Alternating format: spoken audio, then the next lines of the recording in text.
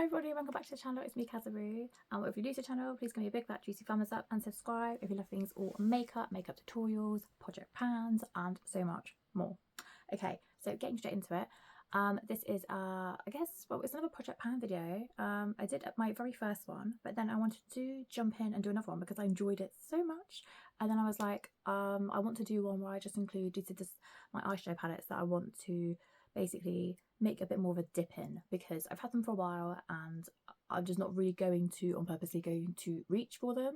Some of them might are more than others, as you'll see when I bring them out. So without further ado, let's bring out the palettes. Okay, so my first one is, I did mention this in my other project pan, but in case you didn't watch it, I'm throwing in the Anastasia Beverly Hills Modern Renaissance palette. I've already got some dips in it, as you can see. I use this shade pretty often. This one's got a nice little finger dip in it. They've all got dips in them, but these are the ones that I tend to use more. I don't really use these two pink shades, the reddy and the orangey shades, not that often. And then sometimes this brown shade I actually put up in like a brow powder to set my brows. Because again, if you haven't watched my videos, I don't really have many like eyebrow hairs in the front, so I do a whole load of different eyebrow steps. But yeah, I've got some videos, you could go check those out if you'd like to. But yeah, back to this anyway. So that's a really good shade for doing like brows, darkening along the eye. But yeah, so this one I want to use more of.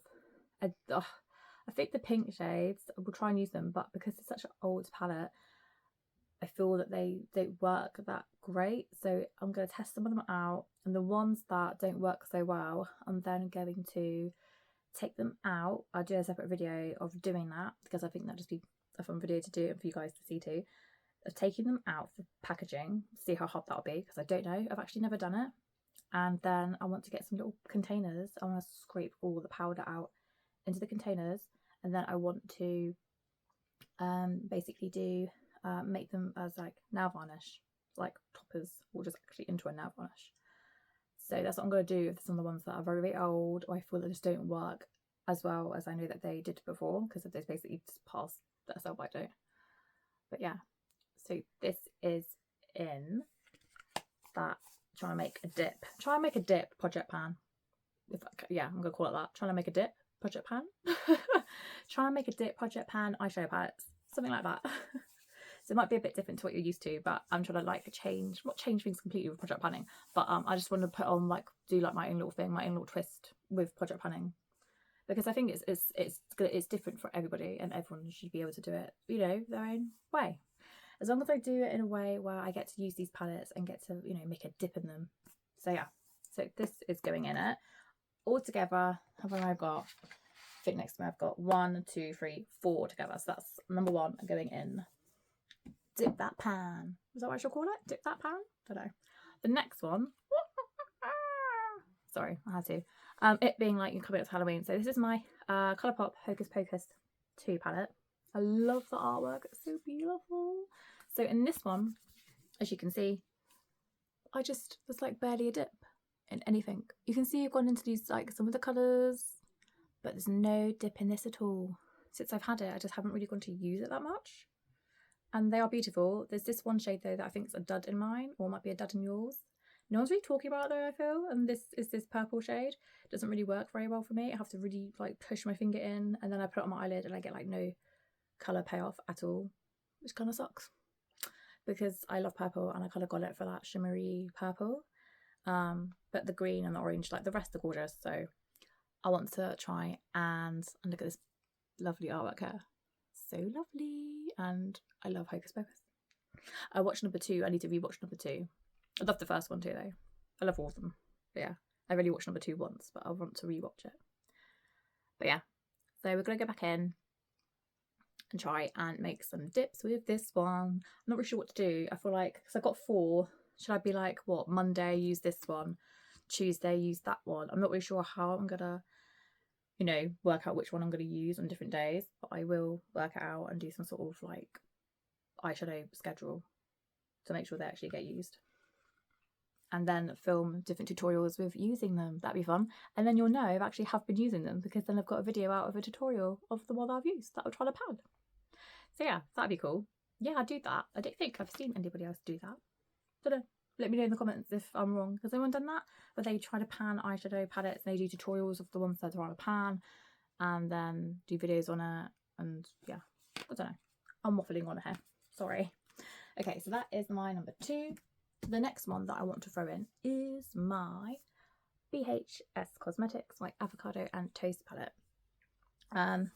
Again, packaging super cute, but I really like the colours in this, so I don't think this would be too hard for me to use more of. But again, like this, there's not really any dips in this one. You can see where I've used, maybe actually this one's gone down quite a bit, this one, but it's such a lovely colour story. I feel like I'll be able to work my way through this quite well. It's got some light shades in here too, and some dark shades to deepen up like the outer corner of the eye, which I do like doing. And it's got some lovely shimmery shades in here as well. So I don't think I'm going to have much of a problem, yeah, making dips in this one. I just want to swatch you quickly because I really love the shade. Extra, that's just all and green juice. Ugh, and has and spicy. It's just got so many gorgeous shades. Do you have this one?